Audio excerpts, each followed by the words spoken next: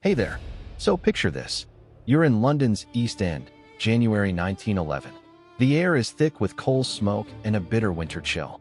And on a narrow, grimy street called Sidney Street, you're not just hearing the usual clatter of horse carts and shouting vendors. You're hearing the sharp, unmistakable crack of rifle fire. But it's not coming from the police. It's coming from a small, fortified house aimed at hundreds of officers who have the place surrounded. And as the siege escalates, a decision is made that will send a shiver through the entire city. They're calling in the army. And the man who gives that order? A young, ambitious politician named Winston Churchill. Welcome back. I'm Ibnul J. Farabi, and this is Underworld Kings, The Rise and Fall from Light Not Studios. Today, we're diving into one of the most extraordinary and violent standoffs in British criminal history, the Siege of Sidney Street. To understand why the Home Secretary himself, Winston Churchill, felt he needed to deploy troops in the heart of London, we have to rewind a few weeks. The story doesn't start with anarchists or revolutionaries, but with a simple, brutal burglary.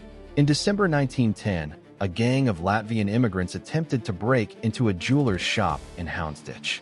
They weren't political masterminds. They were desperate men, part of a tight-knit immigrant community facing poverty and prejudice. But their burglary went catastrophically wrong. Police were alerted, a confrontation erupted, and in the chaos, 3 unarmed police officers were shot dead, and 2 more were seriously wounded. The public outrage was immediate and feverish. The killers, described as foreign anarchists, vanished into the warren of East End tenements. The manhunt was on, fueled by a potent mix of grief, xenophobia, and tabloid fury. The police net eventually closed around 2 suspects, a man known as Peter the Painter, a mysterious figure who may never have even existed, and 2 others, Fritz Svars and William Sokolow. They were tracked to 100 Sidney Street, a 3-story tenement house. And on the morning of January 3rd, 1911, police moved in to arrest them. They expected surrender. What they got was a war. The men inside were heavily armed with automatic pistols and were crack shots. They had fortified the upper floors, punching loopholes in the brickwork. As soon as officers approached, a hail of gunfire erupted, pinning down the entire police force. The constables were armed only with standard-issue revolvers, utterly outgunned.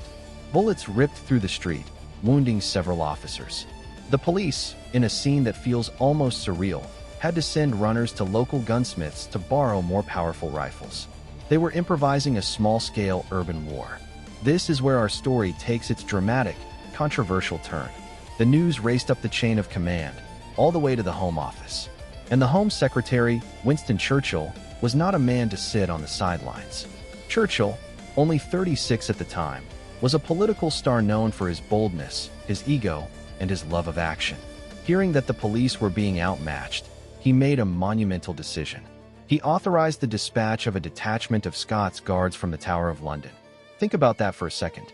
The army, marching into a London street to confront a handful of criminals.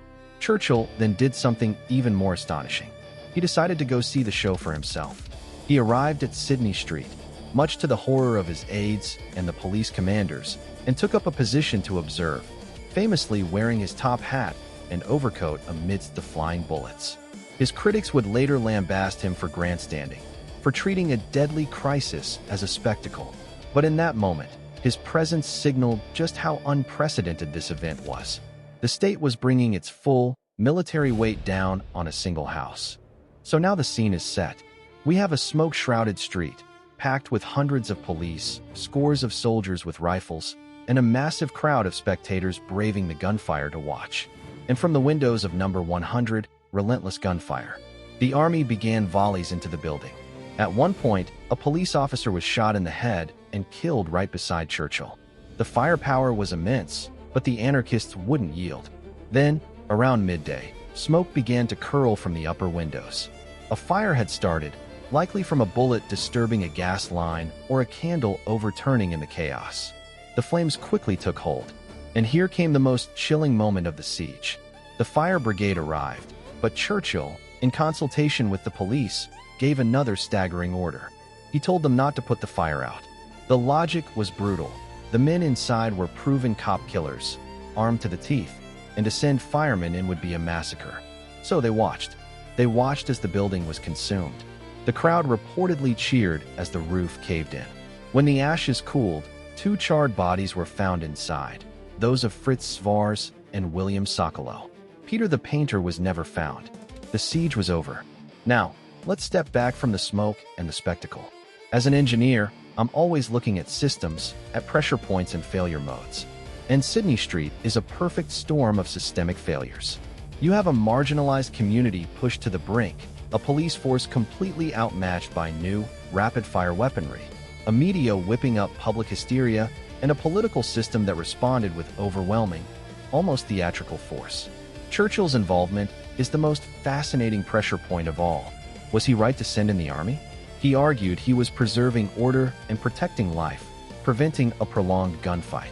But his critics saw a dangerous precedent, a politician militarizing a police action, and worse, reveling in it. The siege exposed a deep anxiety in Britain about immigration, about political violence, and about the state's ability to maintain control in a modern, chaotic world. For me, Ibnul, sitting here in New York over a century later, the echoes are what stay with you. A city on edge, a community viewed with suspicion, the flash of violence, and the swift, overwhelming response.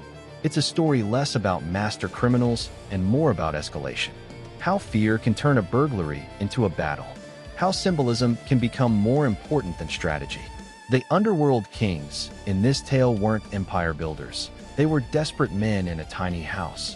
But their actions forced an empire to reveal its teeth on a single, smoky street. The siege of Sidney Street wasn't just a crime story. It was a turning point, a public experiment in how far a society will go to feel safe again, and a defining moment for a future wartime leader who was just beginning to test his own limits. Thank you for listening. If you want to dive deeper into the twisted crossroads of history and true crime with us, please follow the show wherever you get your podcasts. For more from me, Ibnul J. Farabi, and the entire team, visit our producers at Light Not Studios.